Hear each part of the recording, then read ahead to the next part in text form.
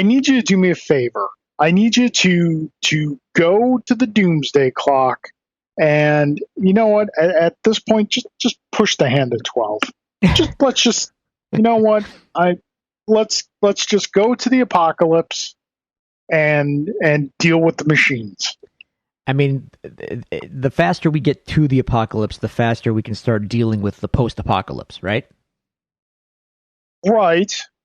And depending what, post-apocalypse we get, might not be all that bad. Demolition Man, okay, not great.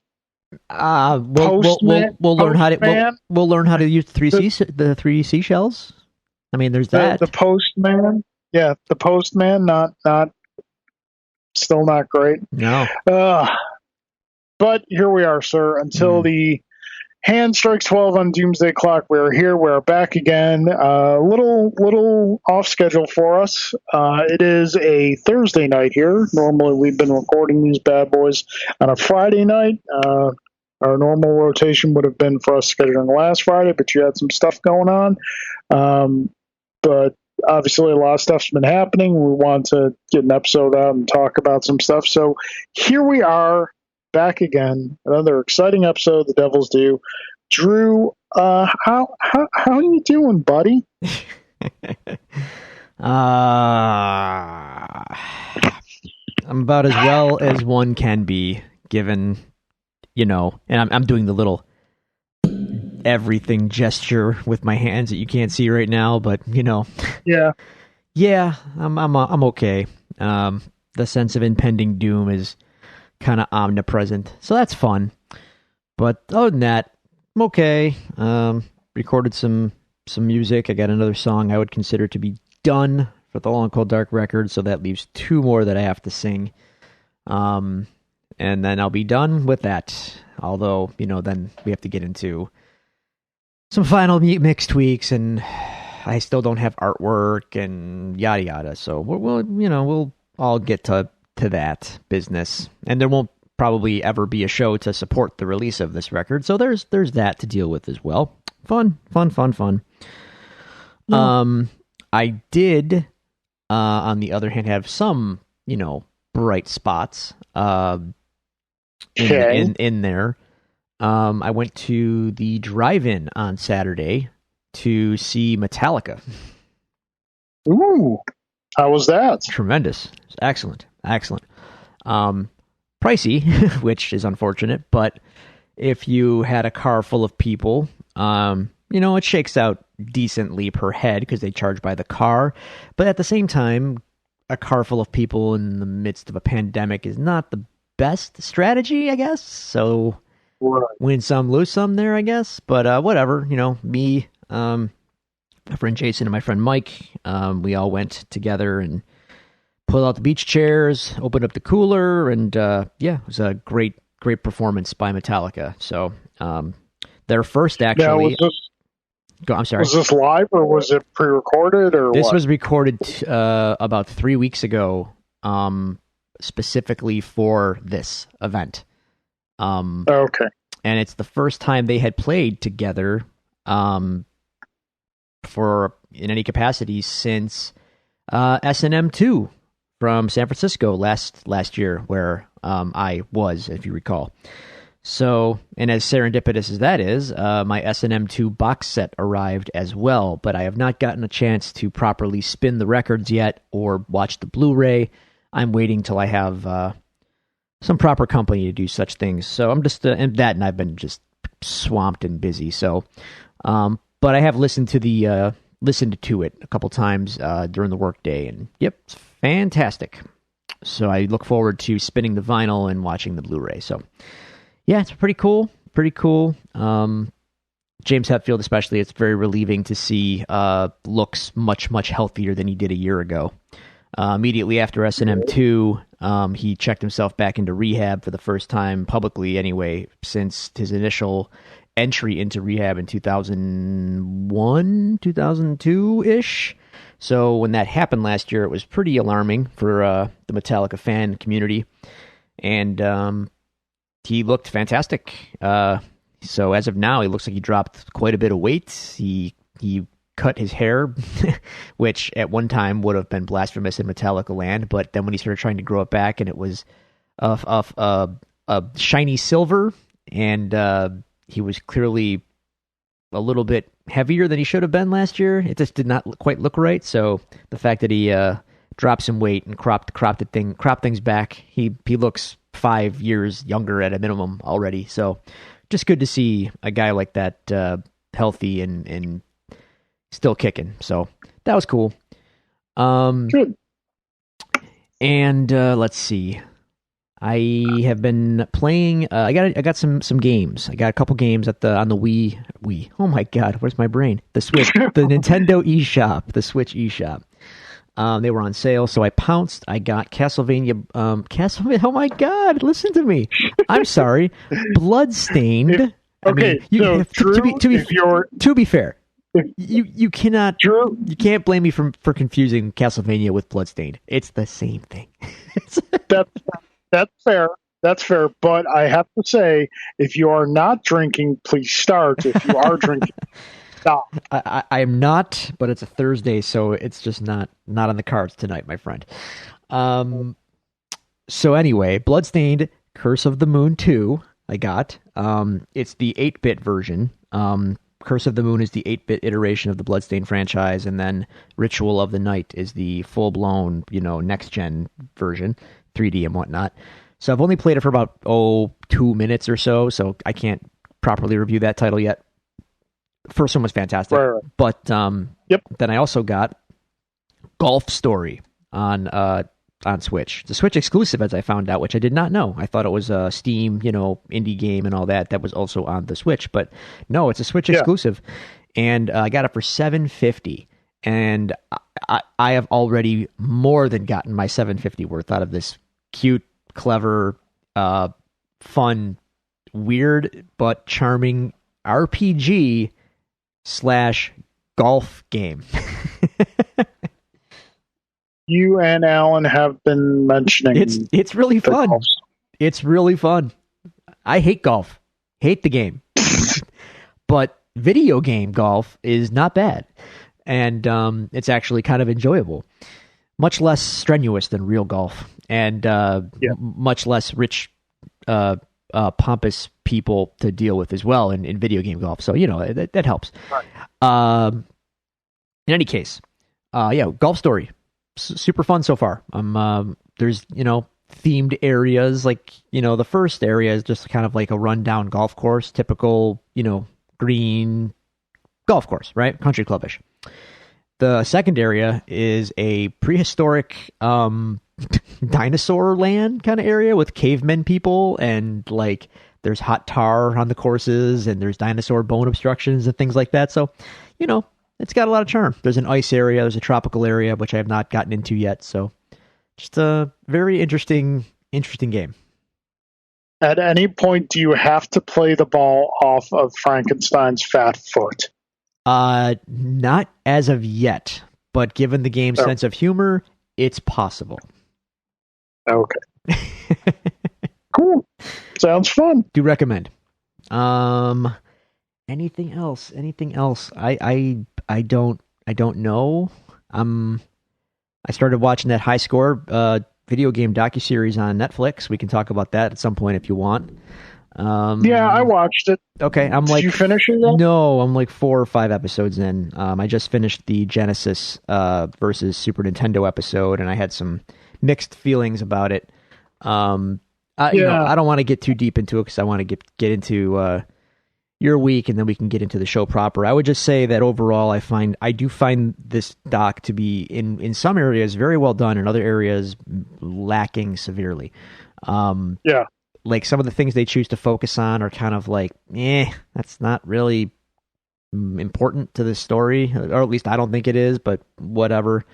And then there's other parts that are just like some stuff they go into, like in the Genesis episode, for example, they spend all this time on the development of Madden. And it's like, yes, Madden was important in the Genesis's kind of like, rise, but they spent like 10 to 15 minutes of this documentary on it. And if you really think about it, EA and Madden could be its own episode of this program.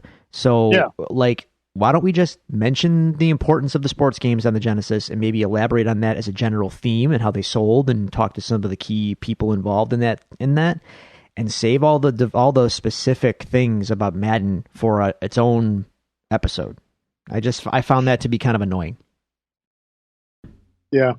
But anyway, I find that if you are not familiar with video game history, it's an interesting watch. Yeah. If you are familiar with a lot of video game history as a whole, it can be a lot of retread of stuff you probably already know. I think that's how I feel about it. Yeah. Did you get to the fighting game episode? Not as of yet. No. Yeah, it's not great. Okay. Yeah, there was definitely stuff. Keep calling them fight games. Fight games? Who wrote the script for that? I don't know, but they need to be fired. Yes, that's it. They are fighting games. Yes. That's odd. Yeah, there was a lot of that in the first few episodes. I thought, like, yeah, this is interesting. I mean, rather, I know these anecdotal stories. I know these things. Like, yeah. I mean, not for nothing. The Genesis and Sega as a whole, like, that could be its own docuseries and the decisions that got made. And they really could have interviewed more people, or at least gotten, like, if you're talking about the rise of the Genesis and going up against Nintendo, they could have spent some time maybe interviewing people from Nintendo as well, saying, hey, at this point in time, Sega was nipping at our heels, and here's what we thought internally, and here was our strategy to deal with them, and then cut back to Sega people saying, we were going to do this, and they were going to do that, we were going to do that, you know what I mean? Like, yeah. Really kind of sell the volleying, but instead it just didn't have that, and I don't know. Again, I'm happy this series exists, in mind you, like, it's, yeah, but it is definitely not for people like you and I who have a more vested knowledge of these things. And I'm not by no means am I saying that my knowledge is like exhaustive. I just, like you said, like, if you have a passing interest in video games, you probably know a lot of this stuff. Right. Anyway, that's really about it. Still, that's it. Cool. How you doing? I'm doing all right. So I'm trying to think of my week. So going back to Saturday, we had some people over, socially distanced as possible, to tear down our deck in the backyard. So we're getting a concrete patio put in. And Drew, to quote some movies we've been talking about recently, I got a bad feeling about this. Oh? So I'm seeing some stuff that was under that deck. I'm like, this might be a little more expensive than we were thinking. Why? We'll see what happens. What's going on down there? So we got to get stairs built. And some of the wood that was behind the deck in the house isn't looking healthy. Oh. So we'll see what happens. Okay. I'm not gonna report something bad until I have something bad to report. So we did that. Saturday night, we went over to my friend Brian's house because he was doing an outdoors movie streaming on a projector. And again, social distance and whatnot. Now, Julie and I are kind of opening up a little bit more to social activities because numbers in this area have been pretty good for a while now. Yeah. Still being careful, but we're kind of open to more things that we were previously. So, but Brian had a movie night at his place, and he streamed Bill and Ted Face the Music. Oh, I have yet to watch, but I do plan on it within the next week or so. Okay, I will hold off on any comments until you see it. Okay. All right. Okay. So, and then that was Saturday night, and then Sunday evening, William comes down with a fever. Oh. And I'm like, oh crap. Yeah. Now I know, I mean, granted, incubation period 2 weeks. I knew that most likely it was not COVID. Right. But you're still concerned though, obviously. But the concern is still there. Absolutely. So the next day, he and Julie went and got tested at the rapid testing facility they set up. No positive results, happy to say. And he took the test like a champ. Didn't cry at all. So that was good. And then like the next couple of days, we're just dealing with him with fever. So not a lot of sleep was had going around. Trying to think of anything else. He has been watching Batman Mask of Phantasm like crazy. Really? On Netflix. Yeah. That's watching it like crazy. That specifically? Loves it. Yeah, because it's the only one on Netflix. Ah. And it hasn't given him any nightmares yet, so I'm ready to reapproach showing him the animated series. But the funniest thing is there's a part in Mask of Phantasm where the Phantasm kills I think it's Chucky Saul in the graveyard. Mm-hmm. I'm not sure how well you remember the film. It's been a long time. when Chucky's goons come up to try and save him, the Phantasm is just like going away, but from a distance he looks like Batman. So the goons go, "It's the bat! It's the stinking bat!" So now William is just going around going, "It's the stinking bat!" I'm like, oh, okay. Sure. Great. And he's playing a lot of Mario Odyssey. So Grant's not the only one that's obsessed with Mario at the moment.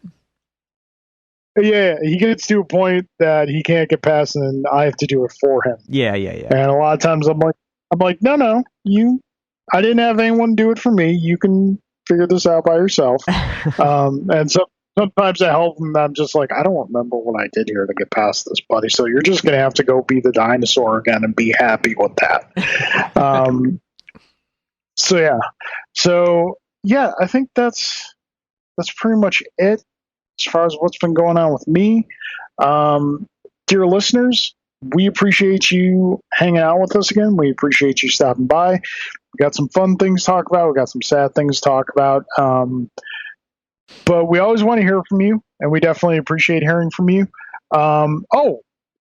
This kind of segues back into something. So I know that in our last episode, I said I was going to put like a poll out in the field of where you listener would like our show to go next, what direction we want to take. That is yet to be done. I apologize for that. One of the main reasons that is yet to be done is because like 99% of my Facebook stuff has been done on my phone. And in order to curtail the intake of toxicity in my mind and my heart, my psyche, I've deleted the Facebook and Twitter apps off my phone. Drew, it makes a big difference. I'm not going to lie. Yeah. Like, obviously, there's still a lot of ominous stuff and whatnot going on that you can't help but not hear about and whatnot. But, dude, I tell you, especially Twitter. Twitter is just not having instant access to Twitter. The trick with Twitter is to never read the replies to tweets that you're subscribed to, but you can't help it. I don't even read the comment. Just the basic what people are posting and sharing. It's just like well, so yeah, I keep a very curated collection of things I follow, so I try to limit the things to things I want to know about as best I can. Right. Facebook, on the other hand, just a quick aside, what they don't tell you about when you're a kid is one of the hardest parts of becoming an adult is watching your family members act a fool on social media and reveal I'm just going to assume their true selves. And that's not fun and it's not good. And it definitely that'll break your spirit a little bit. So that's my life now.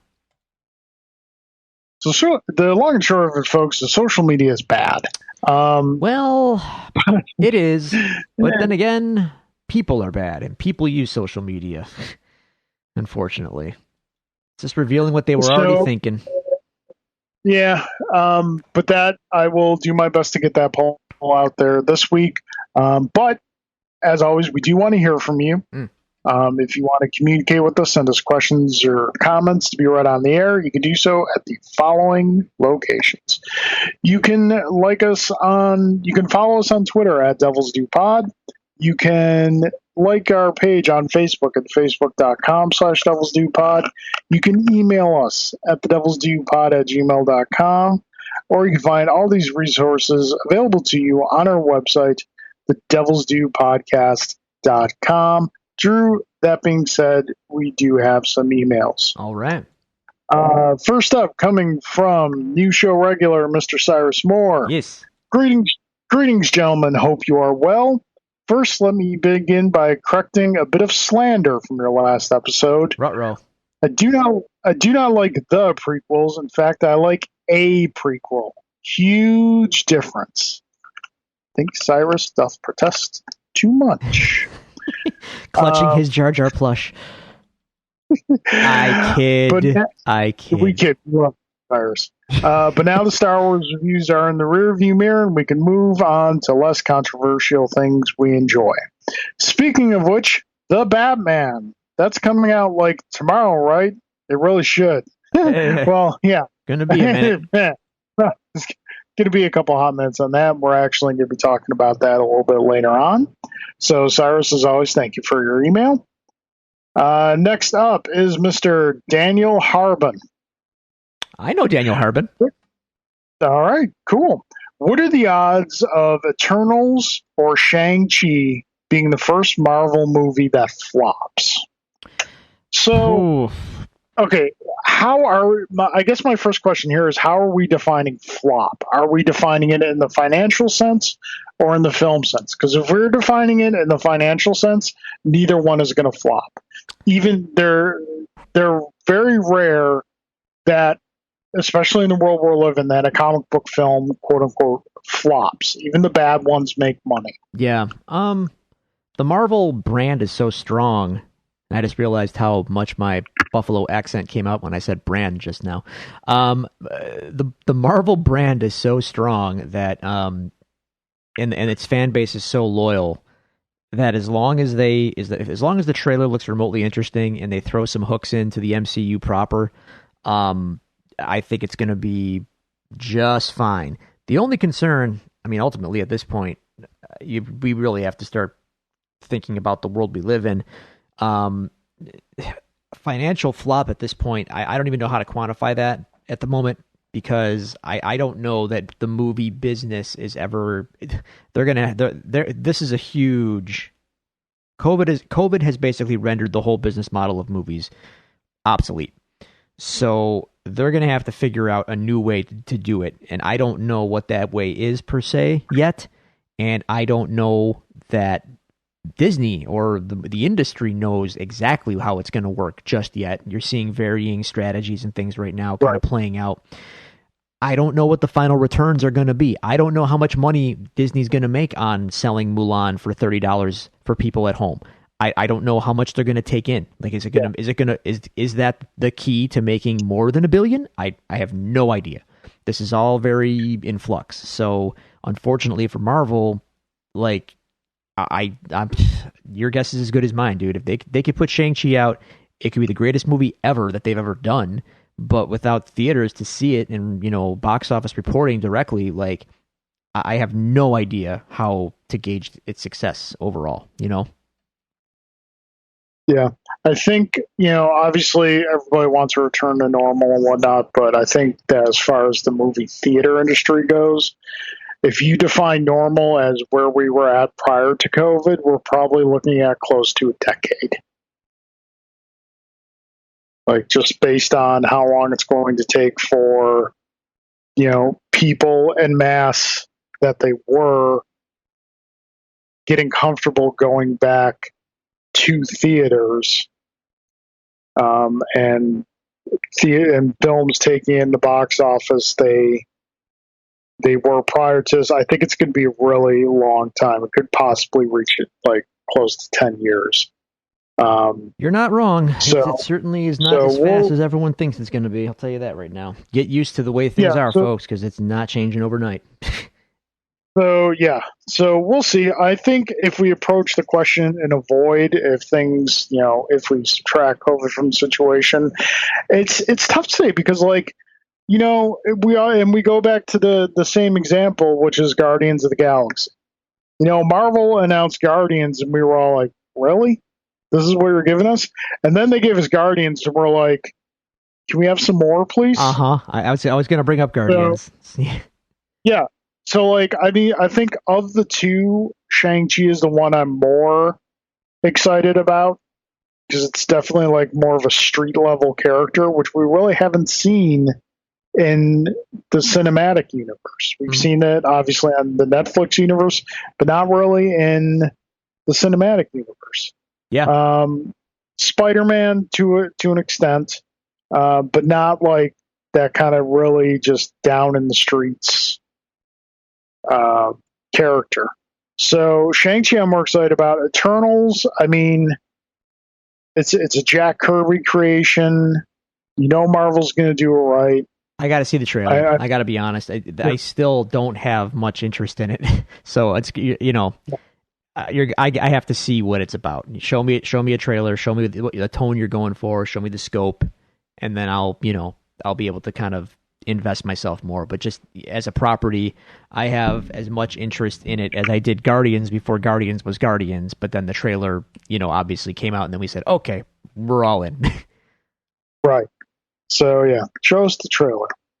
Show us any trailer. Give us something.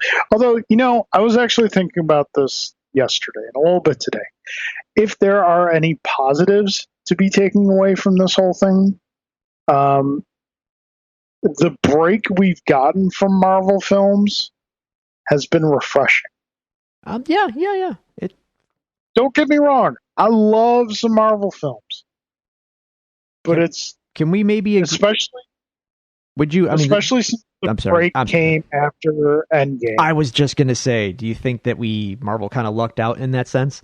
Where not as lucky as they can be in the world we live in. That they're fortunate in a way. Like, because if we were still waiting to see Endgame, like, oh my god, I can't even imagine the cloud of doubt and anticipation we'd all feel. But I said when Endgame came out, it kind of felt like it felt like the end of the whole thing. We know it will never be the end, of course, but man, if that was the end, they stuck that landing. Yes, they did. Okay, now moving on to the triumphant return of the Devil's Due own Young Bucks, the Matt and Nick of the Devil's Due, Mr. Alan Waiters and Mr. J. Gelsomino. So starting out with Jay, Drew and Carl. Mm-hmm. Do you have at least a glimmer of hope for the Suicide Squad? The new one coming from James Gunn. Oh, James Gunn. It's a James Gunn movie, so it seems to be a subject material that's kind of right up his alley. So I think it will be fun. I anticipate fun. Minimum. Yeah, at minimum. I think it's based on what I saw of the we'll talk about Fandome obviously, but from what I saw from the character reveals that they did, that sizzle reel character reveal thing they did, they're just kind of pretend. I can just kind of tell they're just shrugging off that first movie, like, yeah, don't look over there, forget about it. You know what I mean? We're over here, and that's fine. Yeah. And it looks pretty fun, but we'll see. I'm gonna be really seeing. Yeah, I had to deal with John Cena being shoved down my throat for ever in wrestling land, and now he's just gonna start getting shoved down my throat in Hollywood, and that kind of annoys me to an irrational level. You're going to get The Rock all over again. But I like The Rock. I don't like John Cena. His weird hair. And now you can see him on the big screen. Now we don't have a choice but to see him. Anyway. All right, well, speaking of wrestling, Drew. Yes.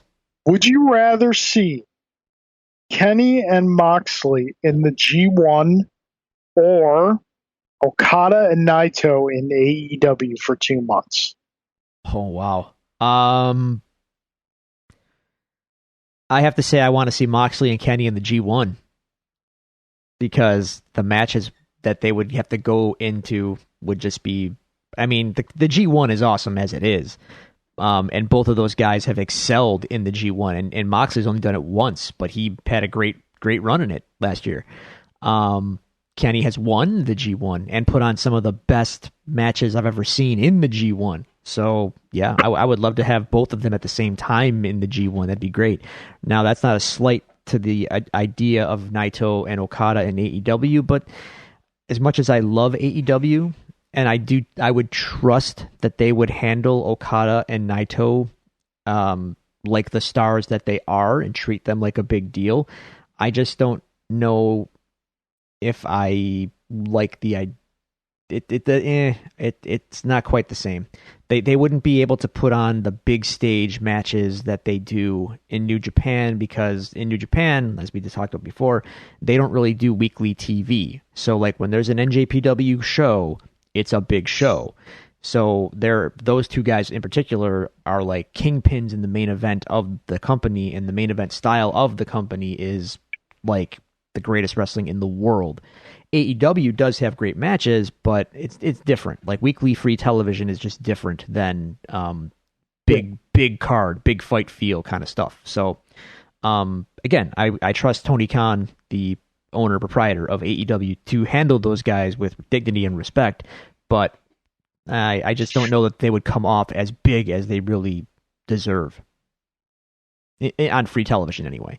So yeah, give me Moxley and Kenny in the G1 at the same time, and I think that would be pretty awesome. Pretty awesome. Cool.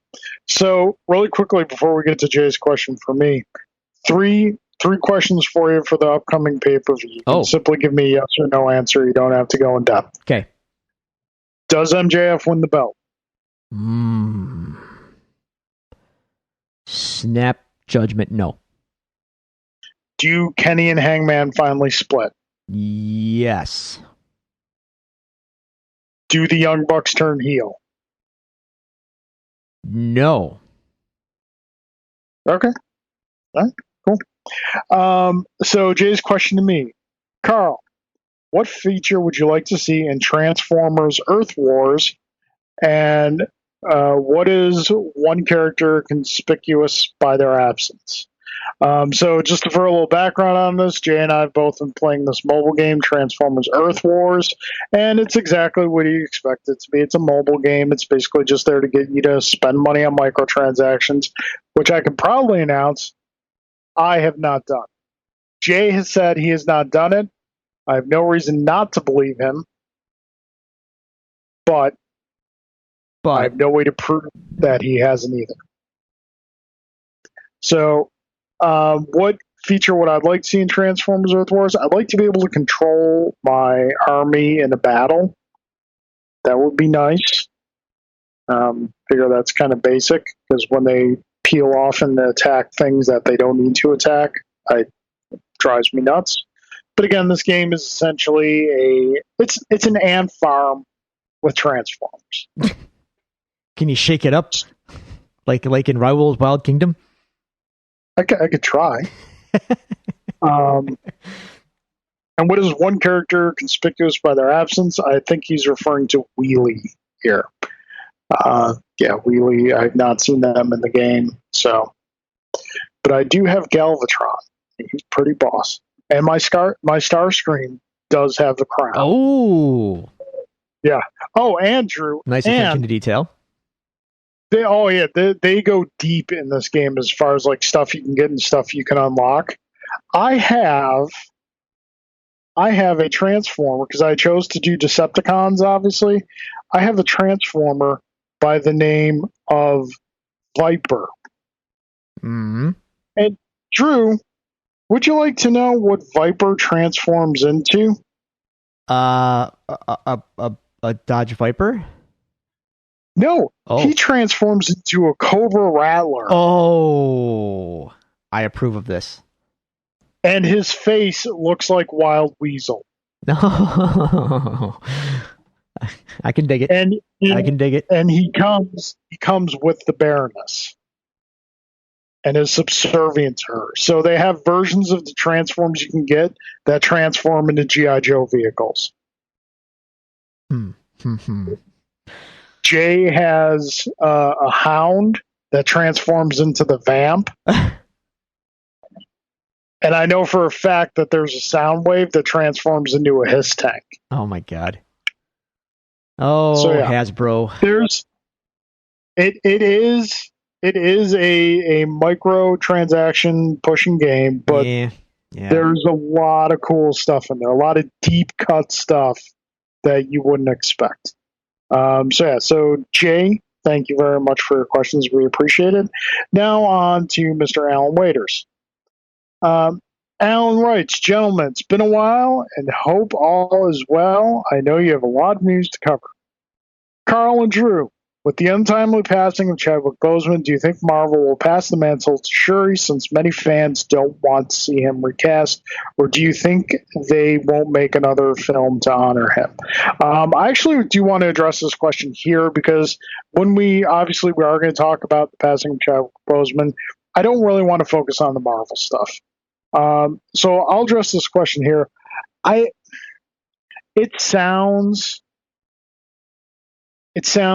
uncaring and harsh, but I think they should recast because I believe there is an importance to the character and I'm not just talking about within the Marvel Cinematic Universe, I'm talking about culturally. There's an importance to this character, and yes, most of that came from Chadwick. But having the Black Panther as that vessel that we got to share in his art through is still an important thing that I believe they should do and recast. Now, if they say that they are going to pass the mantle to Shuri, I'm 100% fine with that as well. What do you think, Drew? Similar thoughts. I mean, the nature of the character is that the mantle can be passed. So, what will I'm not, the thing is, they're not above recasting. You know what I mean? They have done it before, but never for a character as high profile as this. So I really don't know. I don't know. Don't know. I have no idea. I think it's very easy to just let Shuri take the reins, but I don't know what Marvel's plans were. I don't know, how that is going to work with their big picture initiative stuff. I just have no idea. It certainly makes the most sense, but we'll see. Yep. Okay. Carl, you and I are on the same page when it comes to remakes of movies, but we agree some 80s cartoons remakes were superior to the original, like Thundercats of 2011, which recently is available on Hulu, the Netflix Voltron, and the recently released Transformers War for Cybertron on Netflix. Why are these cartoons better than the original, which were highly acclaimed, and will there be a modern G.I. Joe cartoon? So, talking about the Thundercats and the Voltron shows, I think especially with the Thundercats show, is it was written so well. The 2011 Thundercats, folks, if you haven't seen it, unfortunately it was only one season because the toys didn't sell, and it was ultimately put out there to make toys, but with a lot of these shows, you're starting to see that the people involved in these shows have a deep-seated love of the original source material, and they treat it amazingly well. Thundercats 2011 is an amazing show, and to me, it is superior to the original show. The original show, while great, and you could take a lot from it, is still written as an 80s cartoon toy commercial. So there's not a ton of allowance for depth to happen there, like there is with the Voltron show, like there is with the Thundercat show, where like with Voltron, it's not being made to sell toys. It's being made because people love Voltron and people want to see more of Voltron. Thundercats 2011 was made to sell toys, but was made by people who love the source material and made a fantastic show. Transformers, being like my all-time favorite kids show. I really enjoyed the War for Cybertron. Whether or not it surpasses the original remains to be seen. So it was just 6 episodes. It was great, and I'm excited for the next chapter to see what they're going to do. So that one remains to be seen. As whether or not there will be a modern G.I. Joe cartoon. I mean, obviously, Drew, you can chime in on this more because G.I. Joe is much more your passion than is mine. It seems like Netflix is steering hard into the 80s remakes.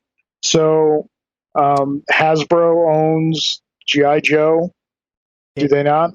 Yes, they do. They do, right? Yep.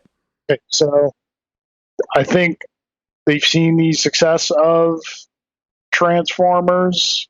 We've got a new action figure line coming out for G.I. Joe. What do you foresee as far as a new show possibilities? It's very hard to say, especially because I know that there is still intentions of the cinematic future of G.I. Joe. So, do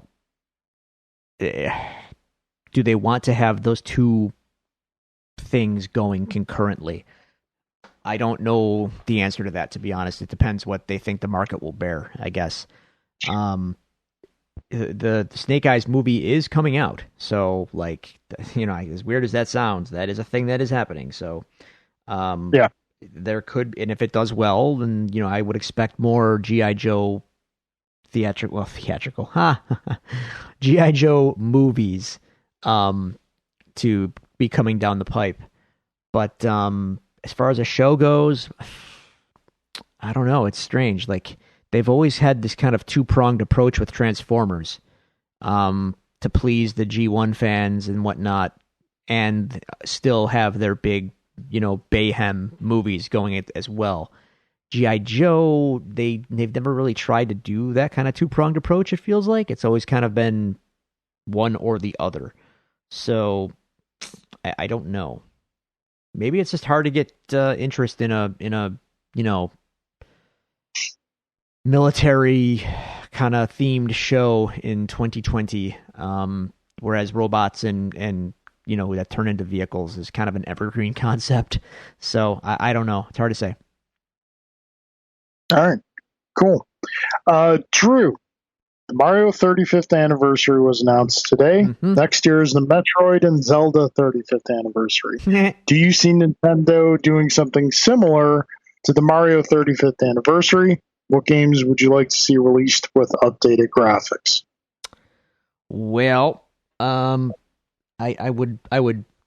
This is all going to be total fantasy booking and conjecture from here because I can never predict what Nintendo is going to do. Zelda collection of some kind would be nice. I don't anticipate them doing any sort of remaking or re-graphics or anything on the classic games. Although it would be fun if they, again, I've been keeping up with the Nintendo leak that happened. We talked about that in our last episode, the Giga leak or whatever you want to call it. Yeah. And assets were found for some kind of Zelda 2 remake that never saw the light of day. So, I think Zelda 2 is like better than most people.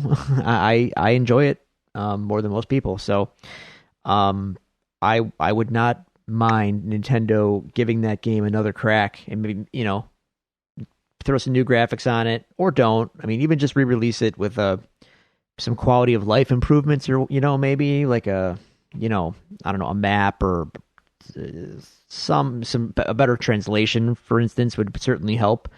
So people aren't totally confused by the guy who says, "I am error." Things like that. But I don't know. So anyway, I guess what do I ideally want a Zelda collection to be? It would be Zelda 1, 2, Link to the Past, which they did before actually when they put out there's a GameCube disc with those games on it. So they could re-release that if they wanted, but I think fans obviously are going to want Ocarina.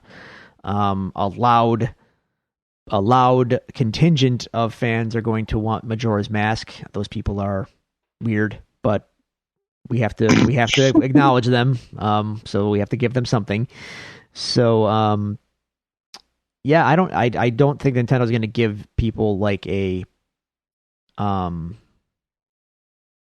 exhaustive collection of every Zelda game ever on a disc. It's just not going to happen. So that maybe they'll approach it the way they approached the Mario one, and they'll just give you like Ocarina, Majora's Mask, and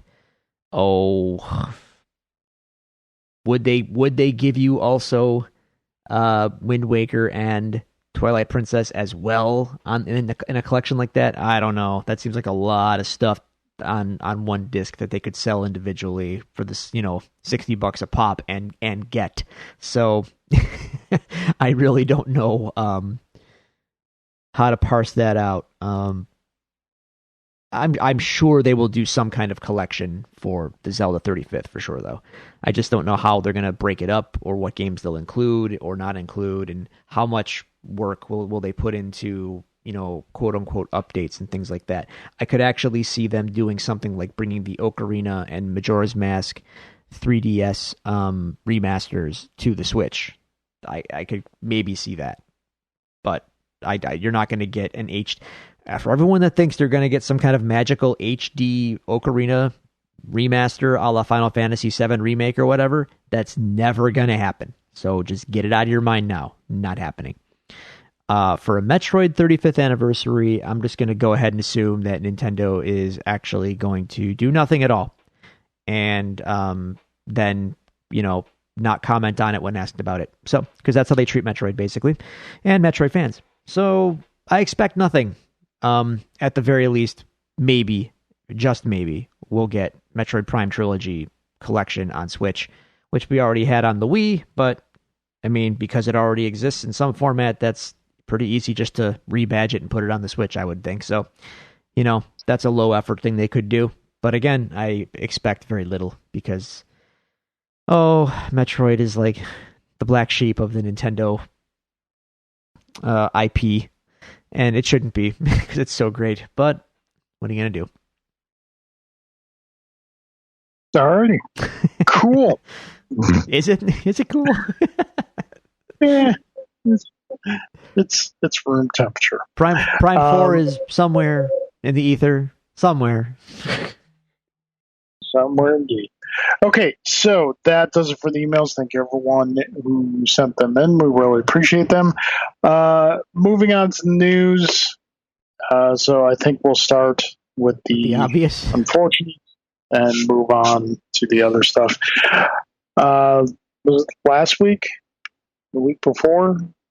Time has no meaning anymore, Carl.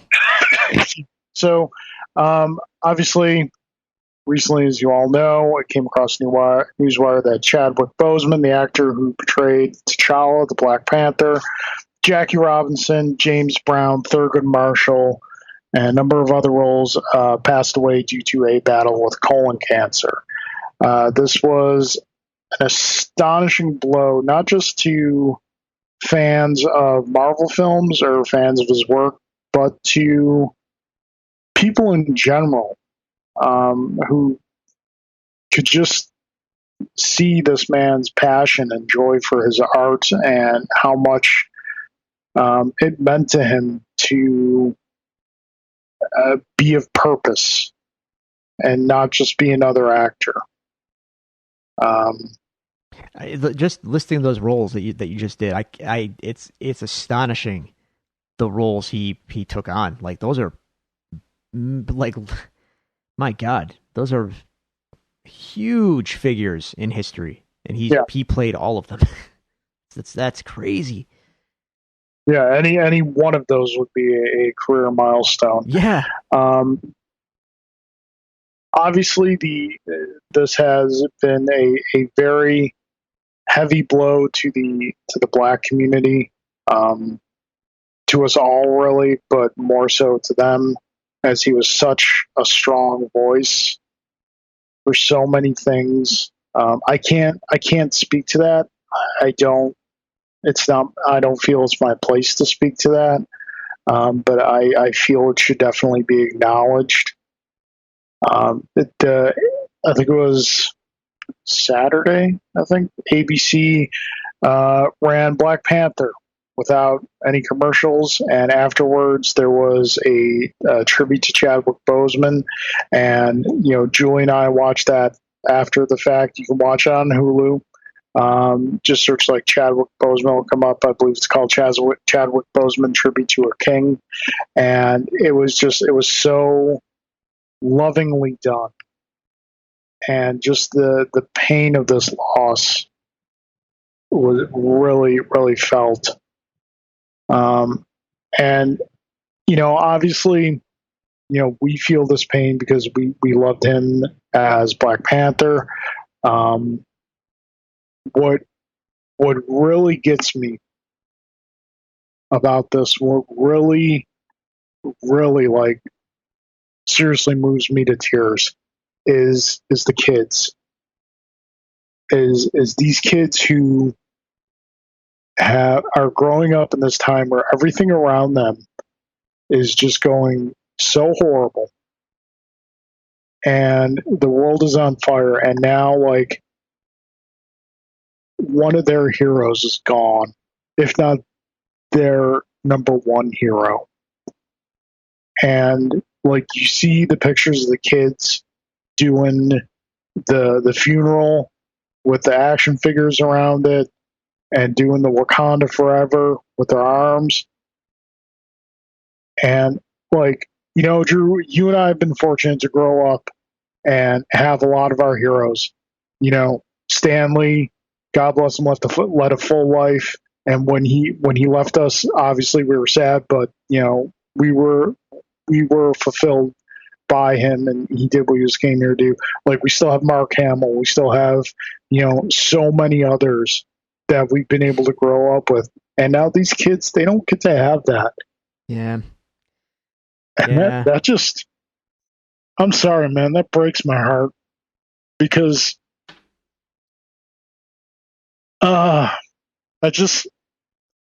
it's not, I said to Julie, it's not that I want good things to start happening. I'm at the point now where I just want bad things to stop happening. I and totally like understand. my heart just goes out to these kids who've been robbed of that hero. Yeah. I echo everything you said, man. It's terrible and unexpected. He kept it pretty much very private, kept it to himself, and just shocking loss, and especially when you consider like the the infinitely bright future that was coming. Yeah. I mean, I hate to reduce everything back to like the Marvel stuff, but like, my God, you just had Chris Evans and Robert Downey both step aside their roles at the top of this, and who did that leave to be the man?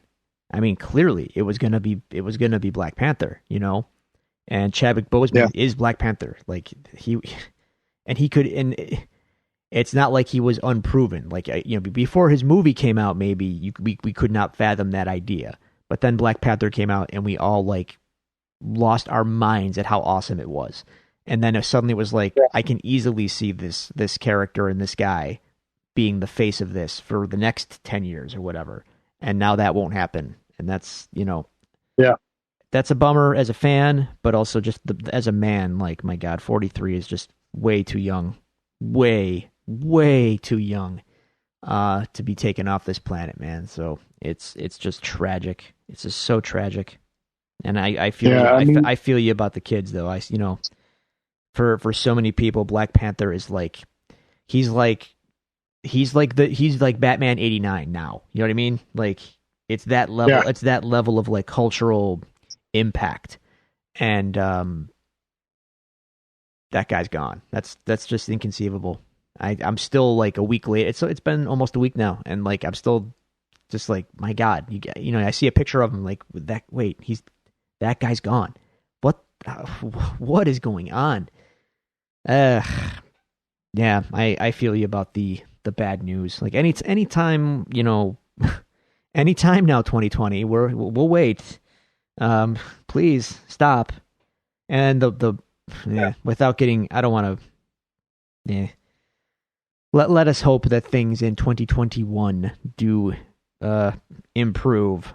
But I mean, I don't assume that things are going to magically just change because the calendar flips. So here's hoping for the best for everything, man. Because it's how much more are we gonna? How much more can the world take? Yeah. So, I mean, there's obviously, like I said, it's been some time. We really can't say anything more that hasn't already been said by, people who are much more qualified than we are to say them. So obviously, if you were a fan, our hearts go out to you. We're all feeling this loss together. And, but we are still blessed to have his work. We still have what he left us. I watched Black Panther with William the other day, and I'd actually forgotten like how different it was from so many of the things that Marvel was doing, and how great it was. And that wasn't just because he passed away, and I was looking at it through rose-colored goggles. It was that movie is legitimately in the top 5 Marvel films of all time. And that's a deep cut bench too. So yeah.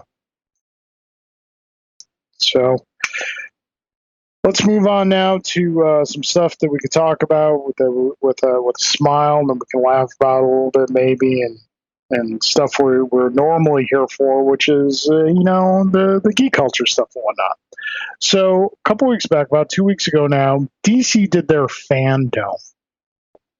Now, before we get into what was actually shown and talked about at the Fandome, I want to talk about the execution of the Fandome itself.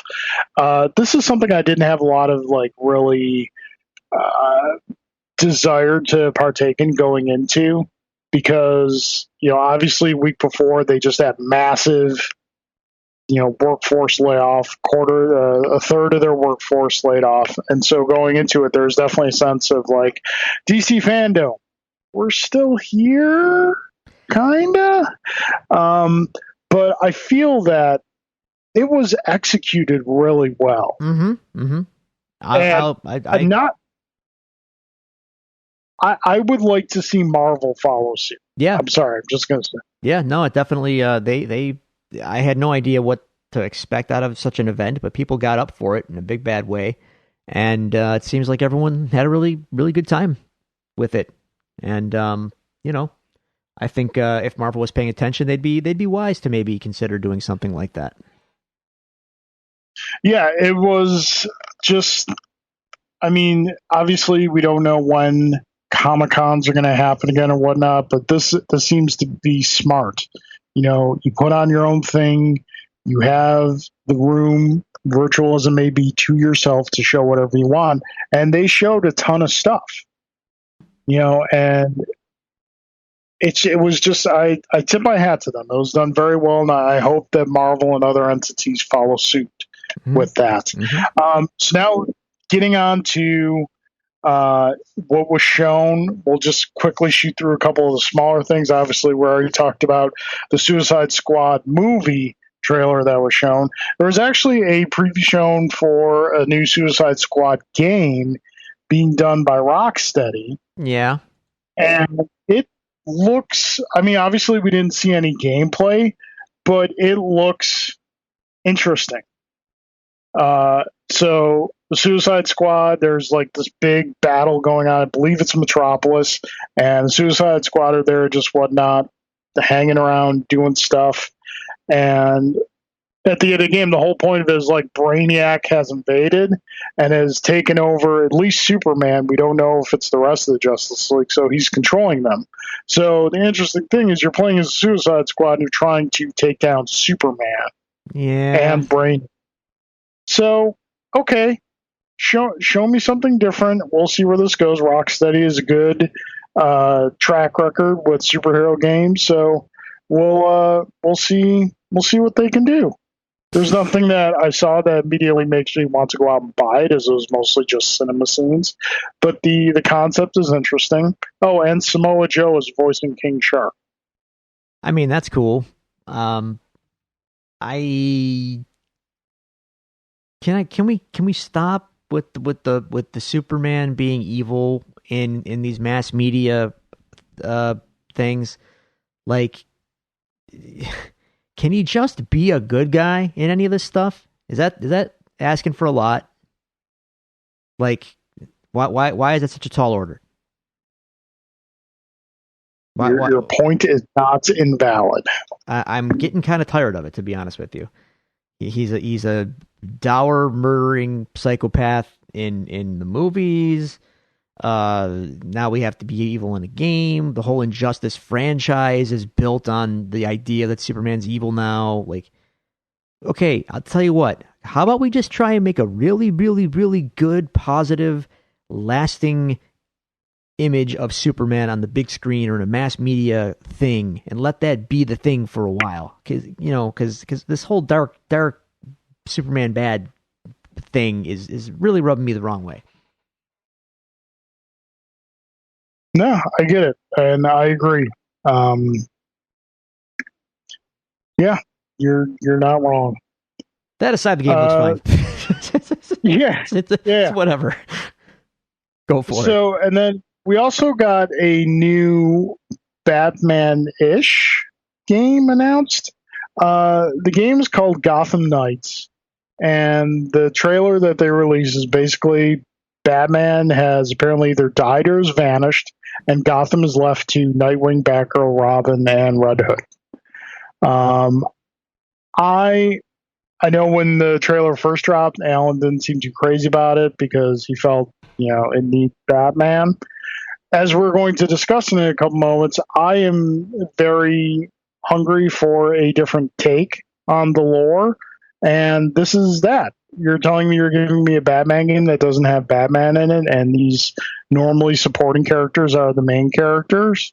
That's interesting to me. I would like to try that out. Yeah, it's fine. Go for it. Give me something different. So yeah, that was that. I can't think of any other smaller things. Okay, so the three big things we got were, the first one we got is a trailer for Wonder Woman 84. It still looks decent. Looks good. The whole swinging on lightning bolts. Whereas, yeah, it's kind of a cool visual, but I like cool visuals with purpose and whatnot. Like either let Wonder Woman fly or give her the invisible jet. I don't need her to be Greek Spider-Man. Yeah, I feel you there, but I think they're just throwing caution to the wind, and they're let's just go with whatever's fun. And there's hey, you know what? You go for it. Whatever works for you, DC. Kristen Wiig looks great as Cheetah. Yeah. We got some legit Cheetah footage. The Alex Ross inspired armor looks kind of cool. Obviously, a lot of the humor is going to be directed from the Steve Trevor Displaced in Time in the 80s. That looks. Why parachute pants? Is everybody parachuting now? I thought that was pretty funny. So yeah, I'm looking forward to it. Loved the first one, and look forward to another one. So we're gonna move on. We started a little high. Now we're gonna go way down low, but then we're gonna come back up again. So Drew, we got a first full teaser for the Zack Snyder cut of Justice League. I don't care. Now, Drew, I'm going to say this. This whole thing is just ridiculous. Go ahead. I'm sorry. Whoever put this trailer together needs to be fired. Carl, because he cut that himself. You know he cut that trailer himself. You know he did. Aside from the whole fact that it's Zack Snyder's Justice League, Snyder Cut, what have you, this is just a god-awful trailer. Yes. It's terrible. Yes. And yeah, you're right. It's got his fingerprints all over it because he used the same cover of Hallelujah that he used in Watchmen. He's That trolling. didn't fit there. Terrible. Right. He's literally trolling the audience. Yeah, I don't it's know why. Well, no, I do know why. Because it's very on brand for him to do that. I'm just gonna leave. I don't want to get too into Zack Snyder's philosophical leanings, but yeah, it's very on brand for him to troll the audience. yeah. It's just like the structure of the trailer kind of killed any interest I had in actually seeing this. And there is some interest there. I do want to see what the different version was, and was it, better or worse than what we got. You know, if it was coming to theaters, I wouldn't see it. If it was, coming direct to video on something that I had to buy, I wouldn't see it. But it's coming to a subscription service I already have, so I will watch it. They've confirmed it's going to be a 4-part, 1 hour each event, really milking that cow. We saw what they are calling Dark Side. So yeah, that was that. That was terrible. That's I like when you're trying to like get me hyped by like, oh look, it's Superman in the black suit. Like, I don't care. It was dumb then. I don't care about it now. Like, and then did you see him on Twitter? Did you see that tweet that he wrote to somebody? I haven't seen a lot of Twitter lately. So okay, let me say no. Oh.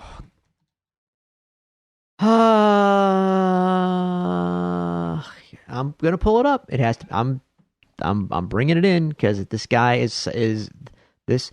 You want to know how you know that this is the wrong guy to be handling the DC universe? So, someone tweeted that the trailer looks kind of like the same movie and with just deleted scenes from the marketing campaign, but otherwise just alternate takes of existing stuff, which is a harmless enough tweet of an opinion, right? Yeah. Zack Snyder replies to this critic who wrote the original tweet. Says, "You said you enjoyed the theatrical cut of Justice League like you enjoy your Saturday morning cartoons. Well, this is made for grown-ups, so you're not in the demographic." Carl, did you know this is made for grown-ups? It's made for grown-ups, Carl. What gave it away? The murderous characters, or the gratuitous constant butt shots, or grown-ups? Because nothing says grown-ups like a guy in a bat costume and wish fulfillment characters and a lighthearted goofball who runs around real fast. Grown-ups. Or guy who talks to fish. Grown-ups. This is grown-up stuff. Yeah. And it's not great. If I can just elaborate briefly on that point a little bit. This is the problem chiefly with DC Comics, but Marvel's not innocent either. This is the problem with again, I said mainly with DC, because it is mainly this has been their go-to aesthetic for a while, and I think we've talked about this here and there before. Yep. Stop with the gratuitous violence and edgy for the sake of edgy, trying to be the cool, it's little brother syndrome, okay? Marvel has been doing their thing since the 60s, and DC has just had this perpetual, like, well, but we're cool too. So, just all the string of decisions like this, and Marvel does it too, but Marvel never feels like they're like chasing. And for DC, it always feels like they do these things to try and like drum up attention, to take the shine, to like bring the spotlight back on them. And it's like, dude, you don't have to make Superman into a murderous, rampaging monster and have gratuitous sex and violence in all of your comics, and now by extension your movies, to get attention. Like, You have good stuff. Just do the good stuff and make it appealing to more people, because I liked edgy, gratuitous stuff too when I was in high school, and then I grew up and I realized that that's like, it's got its place, but it's really not an enduring thing. And I think that ship might have, I don't even know, man. I think that ship has sailed, because like they've been doing this for so long that there's generations of fans now those are the versions of the characters they know.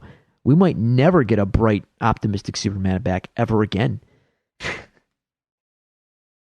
We have it in the comics, but those are the comics.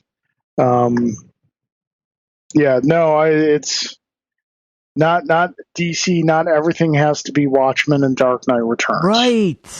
Right. Just we've had a good long period of time where the deconstruction of the superhero mythos has been a thing. Let's have some reconstruction. What do you say? Let's put this thing back together. Those books came out 34 years ago. Yep. Like, okay. So, yeah. Grown-ups. Speaking of dark and gritty. Okay. As we move on to, granted, a higher note from where we are, we got the first look, unexpectedly so. I didn't think that they were going to drop a teaser for this, at the Batman. Uh-huh. Now here's where I have to walk back some of the things I just said. Yeah. Matt Reeves is the Batman. And this it seems different, but same at the same time.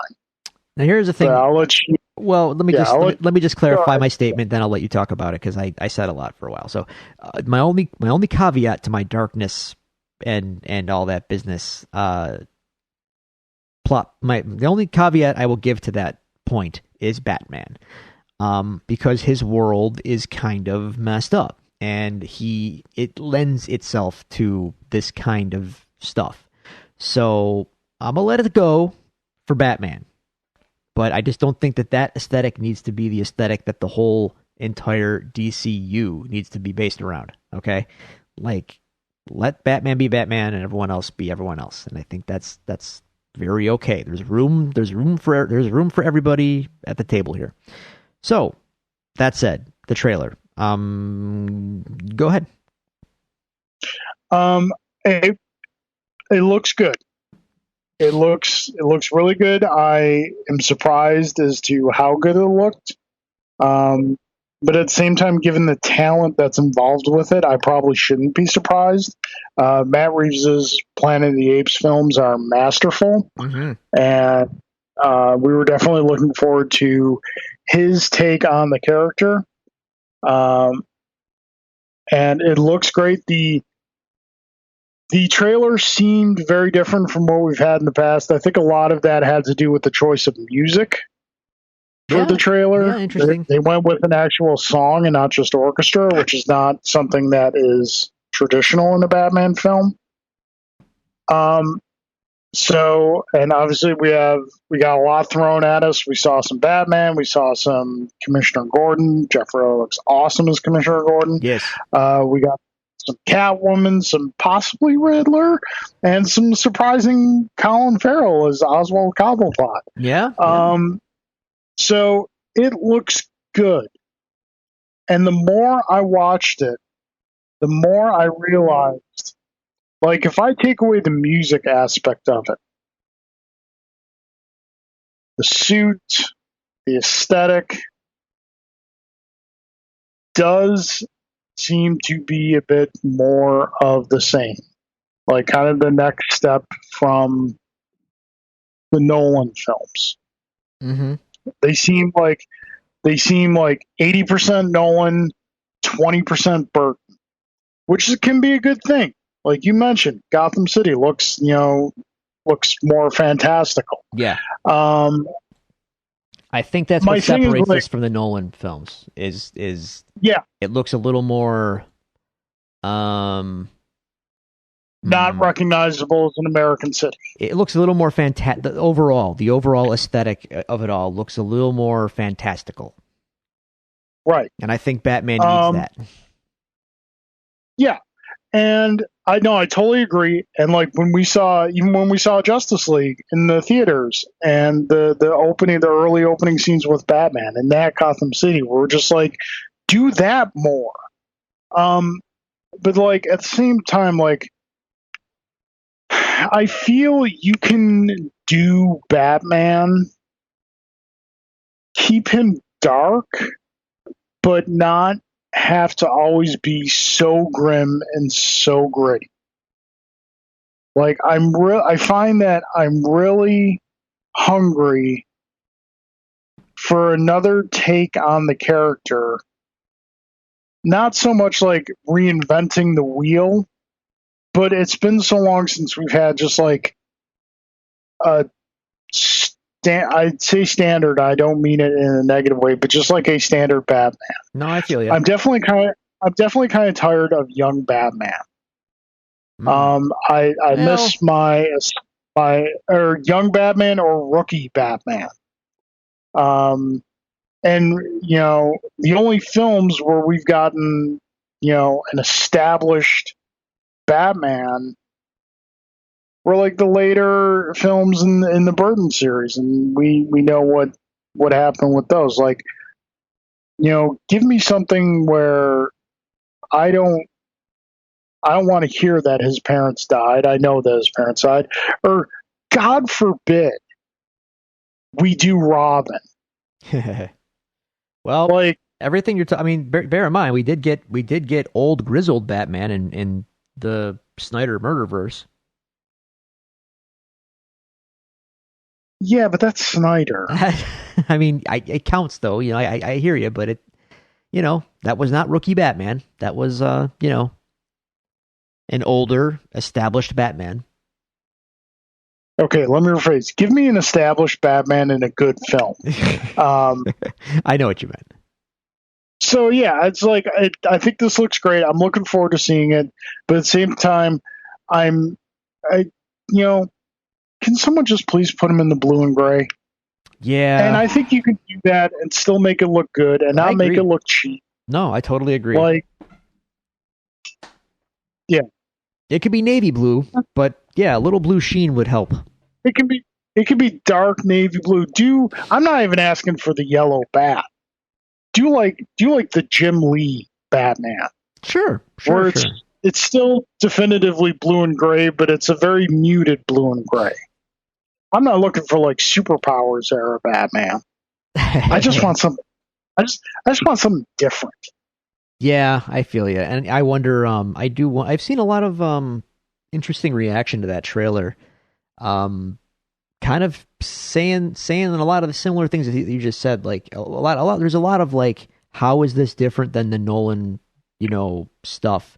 And I don't know. I think I saw enough in the trailer to differentiate it from the Nolan films, and very much so actually. But also on top of that, bear in mind what you saw in that trailer was cut. They've only shot 25% of the movie.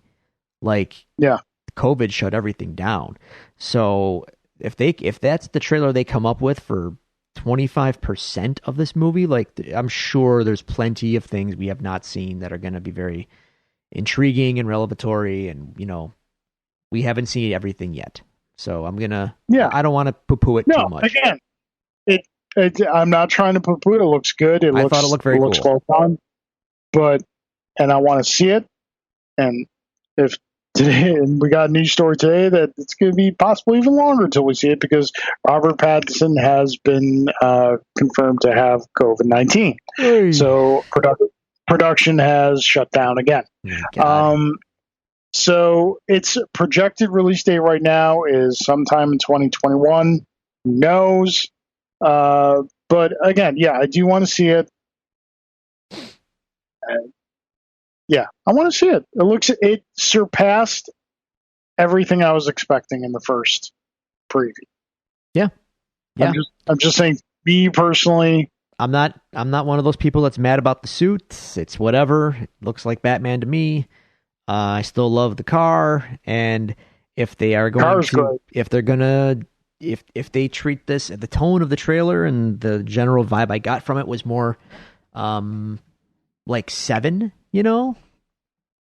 Yeah, And if you want to give me a Batman movie like Seven, where in other words, like where he's actually being a detective for the duration of the film, I'm okay with yeah, that. Of course, yeah. he also violently beat the crap out of that one guy, so I'm sure there's going to be a lot of that as well. I don't need a Batman. I'll be honest, I don't need a Batman movie that's like, full tilt action romp. In fact, I don't want that. I'd rather have the detective thriller. Give me the thriller movie. I think that would be more interesting. Did you ever Yeah, see that no, concept art? I'm just on a related note, kind of. no. Go ahead. Have you ever seen that concept art that someone did, and it was like Batman 76 or something, where it's like a bat. Yes, You've seen that, right? Where he's Batman standing like yes. next to a muscle car, and he's got like a trench coat on. He's like smoking a cigarette. Give I me would buy that. that. I want comic Yeah, book. I want that filmed. Make that. yeah. That I've seen that concept stuff. And that's pretty awesome. That would be incredible. Anyway, But yeah, like, I mean, just can we polish off some of the grime? It doesn't all have to be grimy. I'm sure Gotham can afford some sort of sanitary workers to, like a yeah. street sweeper. I feel, You guys got a street sweeper? Can you send it through the streets maybe once or twice?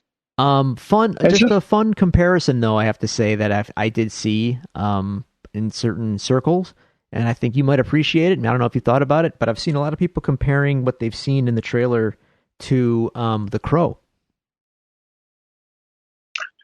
The city, the lighting, the visual style, little Crow-esque. yeah.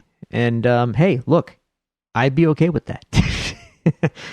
At a certain point though, and I'm definitely getting there with the comics, even though the comics have been really solid the past couple of years.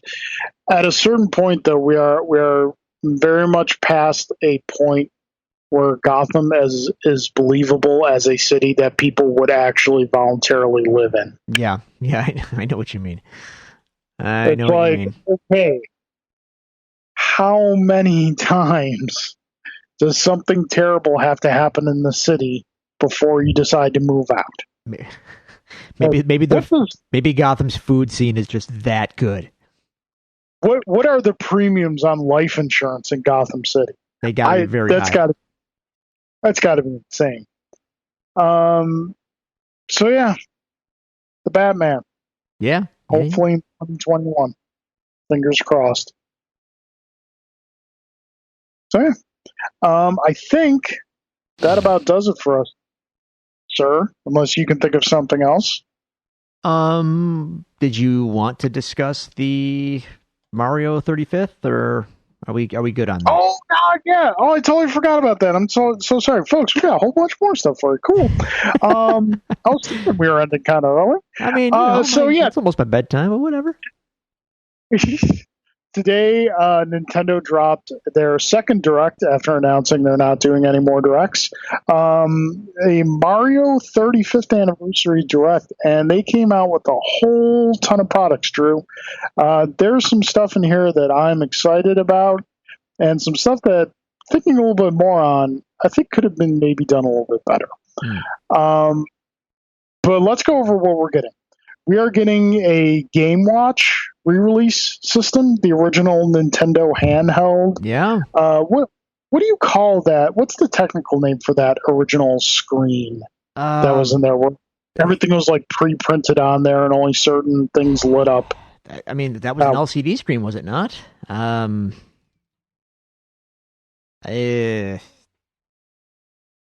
mean, I don't know. I know what you are saying. I just what you call that kind of screen. It's called. I'm looking it up. Yeah, I mean that's an LCD screen, liquid crystal display. Okay, so their original handheld system was kind of one of those LCD screens where the stuff was kind of pre-printed on there on the screen, and only certain portions lit up corresponding with the gameplay. They are reissuing the Game Watch system with the original Super Mario Brothers installed on it, and with a whole new full color LCD screen. Right, yeah. It's like full, like you get the full 8-bit treatment, and it functions as a watch. It does with its own little bells and whistles to that. Apparently, there's 35 different little Easter eggs in it. Right. So cool little thing. Yeah. It's for a collectible, that's pretty cool. Yeah. So there's that. What else? I think everything. We're getting. I'm trying to go from least to greatest. Well, we got Mario All Stars on the online Super Nintendo store today. Yes, the Super Nintendo Super Mario All Stars, which is Super Mario Brothers 1, 2, 3, and actual 2. That's correct. The Japanese 2. The real 2. Yeah, the real 2, not the 1.5 we got in America. But folks, if you ever want to hate yourself, try playing that too. Yeah, God. They showed us mercy, giving us what we got as our 2. Just when you think a mushroom is safe. Oh no. Oh no. Oh no. So yeah, that if you have the Nintendo Online service, you can play that for free right now. So one of the other things they announced was Mario Kart. Yes, Mario Kart Live. Was it Mario Kart Real Live? Mario Kart Home, something or other. Yeah. Okay, so basically, this is what they're doing. Home circuit. Okay. They're taking a remote controlled car, which is Mario and the Mario Kart, and Luigi. And Luigi, you can get a Mario or a Luigi. They're mounting a camera to it, and you drive the cart around, but you drive it around with a Switch while playing a Mario Kart game. So it's kind of like an augmented reality. It's an augmented reality game. Yeah, that's incredible. So yeah. I mean, it's something so outside of the box. I never would have thought of it, but when you think about it, it's like that's a incredibly wild and rather brilliant use of AR when you think about it. I like the tech that they're working with, the thing that they're doing. I don't like the application that they're applying it to. Okay. Because when you think about a remote control car, when you're playing with a remote control car, you actually want to see the car and see it driving around and do stuff like that. When you're playing a Mario Kart game, you want to play a Mario Kart game where you have these insane tracks where you're defying gravity and doing loops and all that. That's like 3/4 of the fun in a Mario Kart game is the tracks.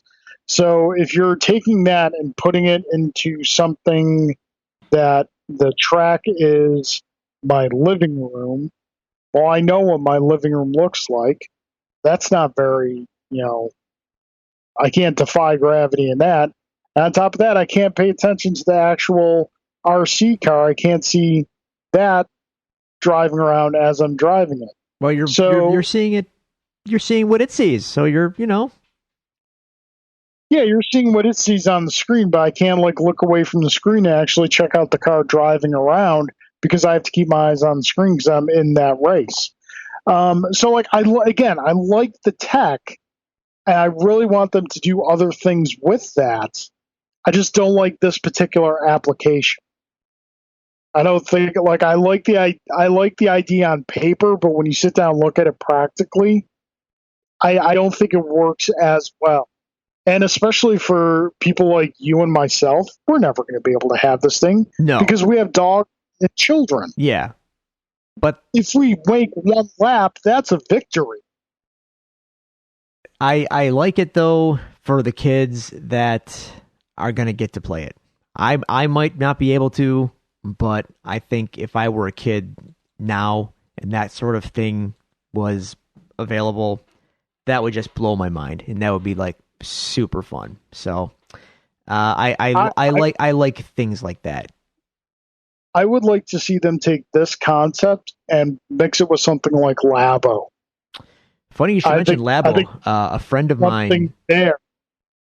mine has a 5-year-old, and she got their 5-year-old some Labo kits, and like that kid loves that. Like they had a blast doing that stuff. So for that's cool. Such a wild idea, and I feel like that was the whole point. Like that's kind of what I'm getting. That's kind of what I'm getting at. I think we both said when Labo came out, this isn't for me, but I think it's cool. Yeah, and that's kind of how I feel about the cards too. I think that's kind of the extent of what we're saying here. I would like to see this in a different application than what they're putting it into. Like, I think if you mix this with Labo, you can come up with something really, really cool. So we got that. We got the Mario Kart, and then we got a lot of welcomed reissues. We're getting Super Mario World 3D on the Switch. This game was originally released on the Wii U. 3D World. 3D World. And I'm just going to go ahead and drop this on you. That is one of the best Mario games ever made. I found it... I enjoyed it. Don't get me wrong. I enjoyed it. I found it a little too easy. 3D World? Did you? Yeah, I think I made my way through it in about a week. Did you complete it with every character? Did you unlock Rosalina? After I finished the story, I was like, okay, I did the story. I was not a completist for that game. But by no means a bad game. No, I thought that's when I say it's. I mean, you're talking about a Mario game. I can't go by the story. I can go by the level design and the overall challenge. And I thought that one was top. That is a top tier Mario title. Yeah. And now we're getting, it's not just a reissue of this, we're getting a little something extra. It's Super Mario 3D World plus Bowser's Rage. Now that I don't know what that is, so that kind of caught my attention. Yeah, so obviously it looks very dour. Bowser's Fury. Jeez, Drew, even Nintendo's going grim. Oh no, no, not you too, Mario. That's okay with Metroid, not with anything else. That's exactly. That's correct. So we're getting that. We are getting. What else are we getting?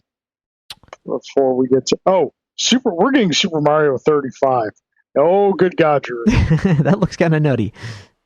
This looks awesome. If you remember, like Tetris 99 when we first saw it, I was all about that when it came out. Sure. And then we actually sat down and started to play. We're like, oh, good golly. Yeah. This is what Tetris always needed to be. And I never knew I wanted this until you've given it to me. Drew, have you ever won a match in Tetris 99? I've come close. I've never won. My wife, Julie, has won 4 times. That's 4 more than me, dude. And I'm not going to lie, Drew. I feel like lesser of a man because of it. Hey, my wife beat Zelda 1, and I still never have. So there's I cannot claim to be the best gamer in my own house. That title rests solely on my wife. So Super Mario 35. It's you playing classic-ish Super Mario Brothers 1. Against 35 other people. And like in Tetris, when you finish lines, you send them to another player. In this, when you beat an enemy, that enemy goes to another player's screen. So you kill a Koopa, you're sending that Koopa off to another player's screen they have to deal with. Mm-hmm. And this just looks like it's going to be insane. Yeah. Like I foresee a lot of frustration. But a lot of challenge and a lot of thrilling victories, or at least close to victories. Yeah, at least it's not Super Mario 99, because that would just be masochistic. So an interesting thing about this, though, it comes out October 1st. Yeah, this is all dropping imminently. Yeah, That was a really nice thing about this is that everything is coming out by spring of next year at the earliest, or at the latest. It's coming out October 1st, but it's only playable until March 31st. Yeah, So this is it's an online only game. There's going to be no physical release for it. Drew, has Nintendo ever done anything like this? the timed thing. No. Yeah. Well, I mean, kind of, but you have to go back to a much different time in Japan. With the thing called the Satellaview, where the Famicom hooked up to a satellite service where you could get timed content and like games were on schedules and that kind of thing, like daily, weekly schedules. Kind of. I don't know the exact reasoning behind the timed nature of this release. Maybe they're just kind of putting it out there to see how people receive it, and then if it does gangbusters, they'll keep it around longer. I feel like Tetris 99 was supposed to be kind of a limited time thing too, and then eventually just caught on, and now it just lives on in perpetuity. So maybe the Mario will do the same. I don't know. It is a curious. I mean, it timing is an issue with all of this stuff, to be honest, because I don't know if it's the case for 3D World Plus, but for the new All-Star Collection, which we're going to talk about in a second, they're only selling that until March. Well, I thought that was just a physical retail copy. Yeah, but isn't that weird? I think it's digital as well, actually. They're like, you can get it while you can, because apparently it's going to be vaulted after March. Nintendo's adopting a bit of that Disney strategy, and I don't know if I like that. No, I don't like that either. But as you mentioned, we are getting a new Super Mario All-Stars collection, and Yes. Super Mario All-Stars 3D. Correct. Which we get the revolutionary Super Mario 64, Super Mario Sunshine, arguably the greatest Mario game ever made. You stop that, and go ahead. Super Mario Galaxies. Drew, I'm particularly excited about this because I never got to play Super Mario Galaxies. So dude, it's I'm fantastic. Definitely picking this up solely for that. Galaxy's another one. And the joy of rediscovering Super Mario Sunshine. Yeah, Galaxy's another one. Top tier. Absolute top tier. I would be remiss if I did not say I'm a little confused and bummed out that they seem to be throwing Galaxy 2 under the bus here. Why one and not the other? Why not both? But here we are. So whatever. Maybe they just like the 3D 3 game kind of symmetry. Okay, fair enough. But I mean, I feel like they really should have included both. But whatever. I like this collection very much. And I'm sure there's a very vocal contingent on the internet that's probably angry that they didn't update the graphics on 64 to be, up to modern standard, but I don't care. There's a charm to it all, and I'm fine with that. So, yeah, I'm excited. Yeah. It's a nice collection. I do like those games. Sunshine maybe a little bit less, but hey, maybe I'll rediscover some love for it on another playthrough. It's so great. So much fun. Mario with a jetpack, but it's a water pack. It's great.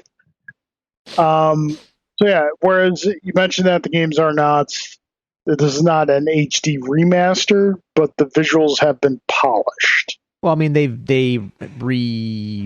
what's the word I'm looking for? They upscaled them to a modern resolution. Yeah. Let's put it that way. Yeah.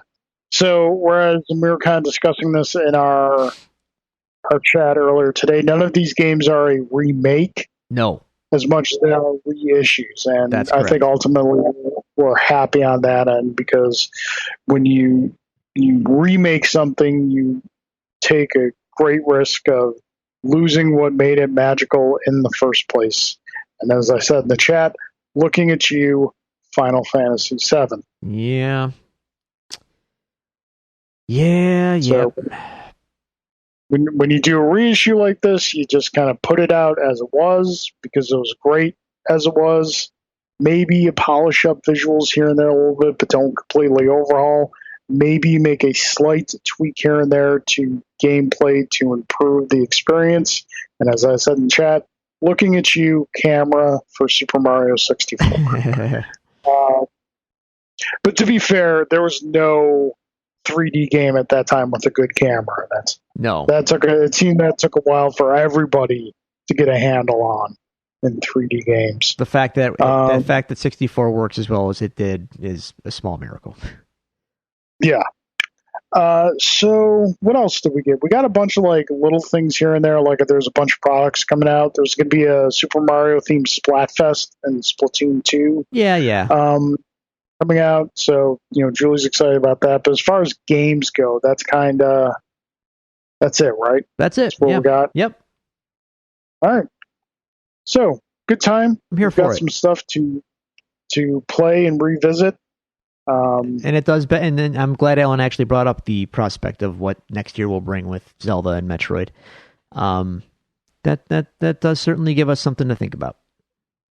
But like I said, I don't have a lot of high hopes. Yeah. I think they'll do something nice with Zelda. Zelda will be treated nicely. Metroid. No.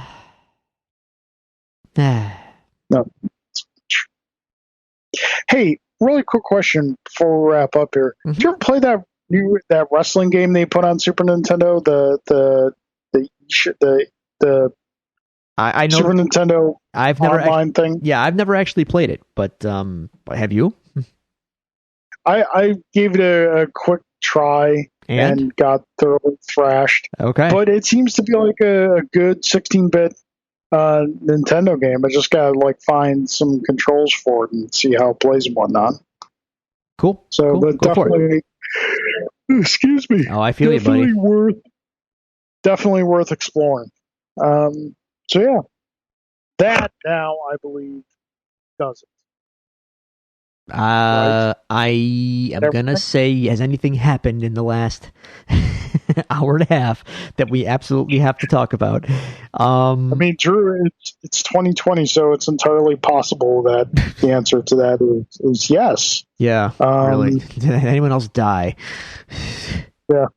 We're getting Mandalorian Season 2 on October 30th. I mean, we kind of knew it was going to be in October, but now we have a date. That's good news. I'm happy about that.